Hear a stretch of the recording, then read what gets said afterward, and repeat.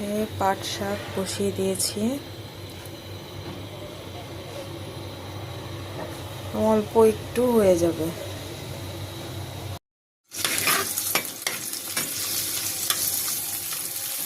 পেঁয়াজ, রসুন, কাঁচামরিচ দিয়ে দিয়েছি। একদম অল্প একটু তেল দিয়ে দেখুন, একদম অল্প।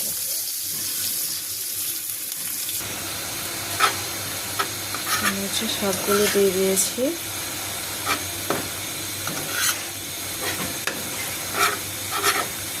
আর এই পাট শাকের মধ্যে বেশি রসুন দিলে মজা হয়। মানে আপনার যত ইচ্ছা আপনি রসুন দিতে পারেন, রসুনের কোনো ক্ষতি নেই।